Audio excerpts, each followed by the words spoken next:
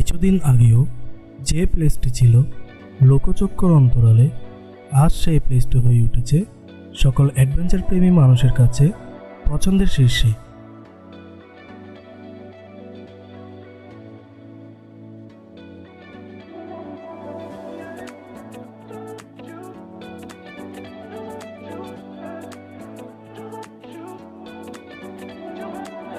তাই এখানে ঘুরতে গিয়ে আমরা খুঁজে পাই বিশাল বিশাল উঁচু পাহাড়, আর তার মধ্যে বয়ে যাওয়া অসম্ভব সুন্দর একটি ঝিরিপথ, যা সবাইকে মুগ্ধ করবে।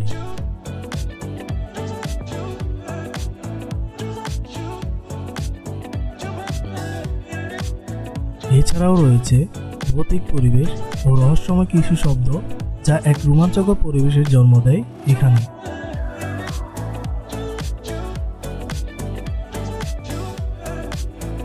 হ্যাঁ ভিউয়ার্স, বলছি দুর্গম ও ভয়ঙ্কর মেলকোং ট্রেলের কথা।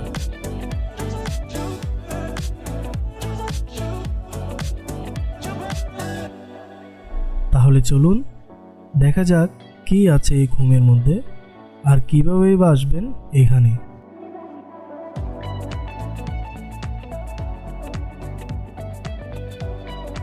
খুমে আসার জন্য আপনাদের চট্টগ্রামের মিরসরাই জোরালগঞ্জ বাজার সংলগ্ন সোনা পাহাড় নামে যে বাজারটি রয়েছে, এখানে এসে নামতে হবে। ঢাকা চিটাগং হাইওয়ের পাশে হওয়ার কারণে বাংলাদেশের যে কোনো প্রান্ত থেকে খুব সহজে চলে আসতে পারবেন আপনি এখানে।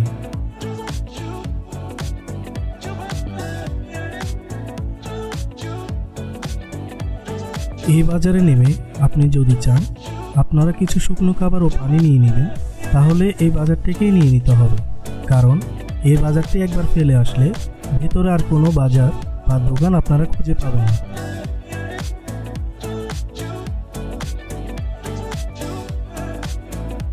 খুমে আপনি কখনোই একা আসবেন না, চেষ্টা করবেন একটু গ্রুপ ওয়াইজ করে আসার জন্য, কারণ খুমে একা আসা আমার কাছে একদমই সেফ বলে মনে হয়নি।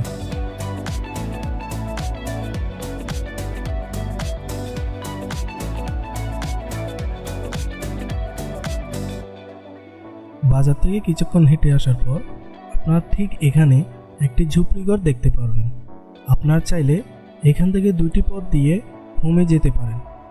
হাতের বাম পাশে যে জমিটি রয়েছে সেদিক দিয়ে গেলে আপনাদের পাহাড় দিয়ে যেতে হবে, আর এদিকে ঠিক সোজা গেলে আপনারা একটি ঝিরিপথ পেয়ে যাবেন।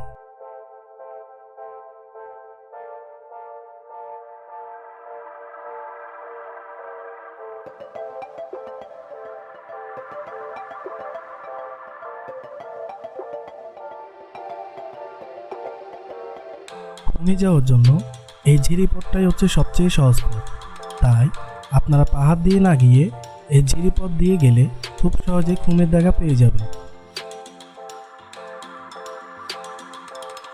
ছড়া ও খুমের মধ্যে প্রচুর পরিমাণে চোরাবালি রয়েছে, তাই আপনারা চেষ্টা করবেন একটু সাবধানতা অবলম্বন করে চলার জন্য। পুরো পাহাড় ও খুম জুড়ে কোনো বসত বাড়ি না থাকার কারণে কোনো সমস্যার সম্মুখীন হলে আপনার কোনো মানুষকে সাহায্য সহযোগিতার জন্য খুঁজে পাবেন না।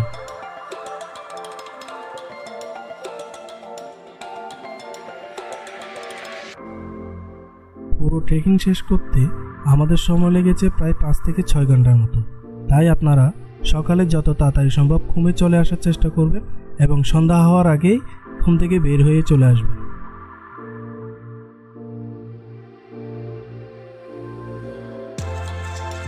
এই মুহূর্তে রয়েছি আমরা ঠিক নীলখুমের মুখে।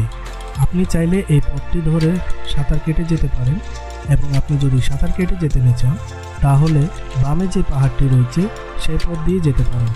তবে পাহাড় দিয়ে গেলে আপনাকে একটু ঝুঁকি নিয়ে অনেক উঁচু থেকে শেকড় ধরে নিচে নামতে হবে।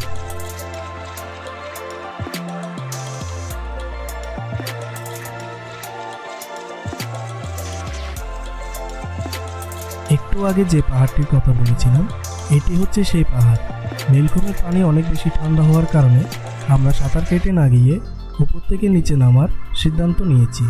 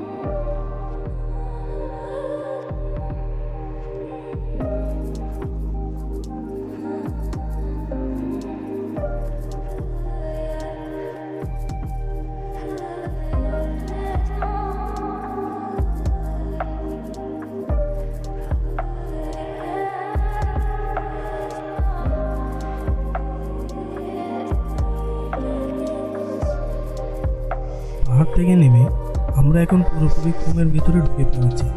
এত গরমের মধ্যেও ঘুমের মধ্যে আমরা এক অদ্ভুত ঠান্ডা অনুভব করছিলাম।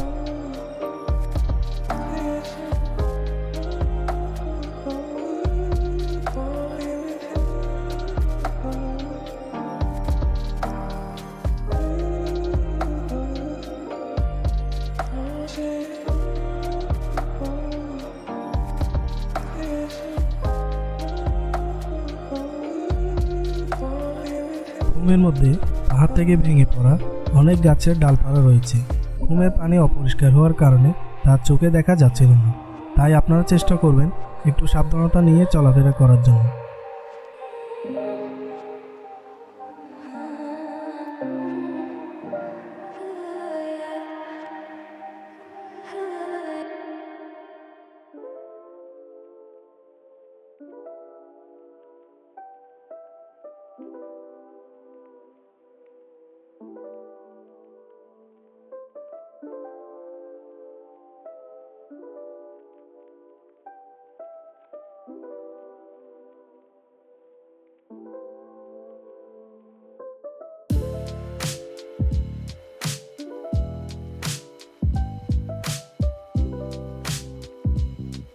ঘুম দিয়ে যেতে যেতে দেখলাম এখানকার একজন স্থানীয় লোক পাহাড় থেকে নেমে আসা একটা গাছের শিকড় দিয়ে কি যেন তৈরি করছিল।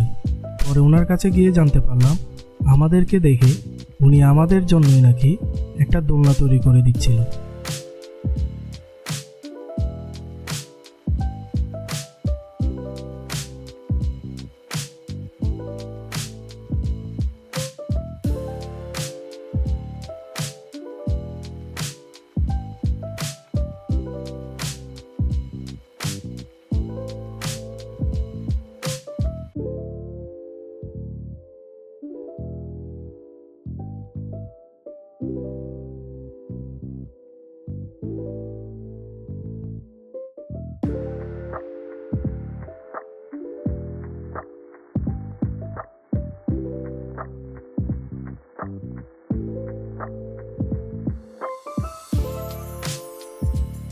পুরো ঘুমটাই দেখতে আমার কাছে বান্দরবনের দেবতা ঘুমের মতো মনে হয়েছে। হয়তো সময়ের সাথে সাথে এখানেও বর্ষাকালে ভেলা দিয়ে ঘোরা সম্ভব হতে পারে।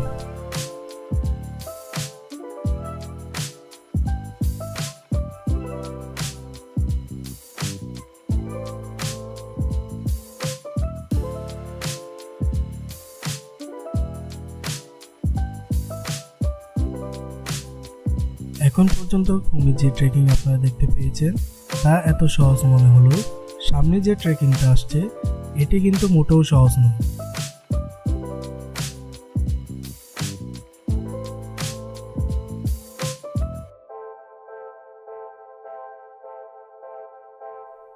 ভিডিওতে ট্রেকিংটা দেখে আপনাদের খুব সহজ মনে হলো, আসলে এটি তেমন খুব একটি সহজ নয়। প্রতিটা স্টেপ দেখে শুনে এখানে আপনাকে এগিয়ে যেতে হবে। একটু ভুল হলেই ঘটে যেতে পারে বড় মাপের বিপদ।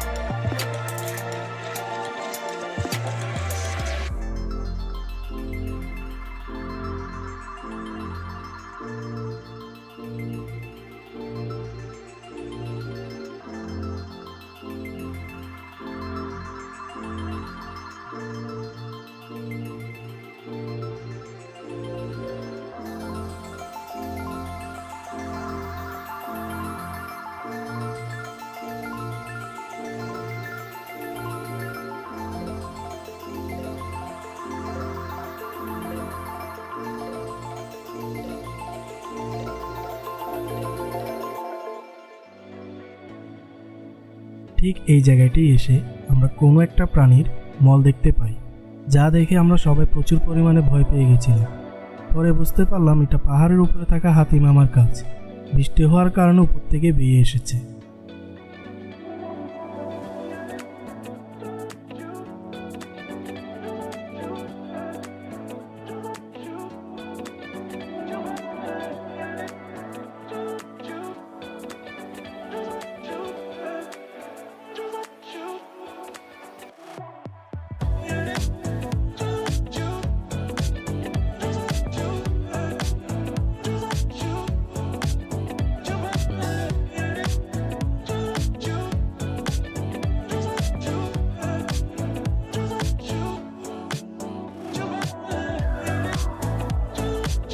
প্রায় 4 ঘন্টা ট্রেকিং করার পরেও আমরা এই ঘুমের কোনো শেষ সীমানা বা কোনো ঝর্ণাই দেখতে পাচ্ছিলাম না।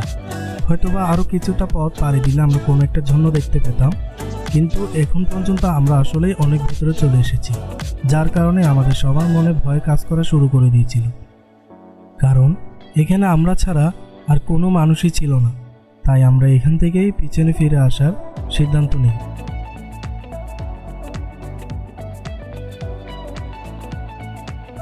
আজকের মতো এখান থেকেই আমি আপনাদের কাছ থেকে বিদায় নিচ্ছি। ভিউয়ার্স, সামনে আরও ভিডিও পাওয়ার জন্য আমার পেজটি ফলো করে দেওয়ার জন্য অনুরোধ রইল।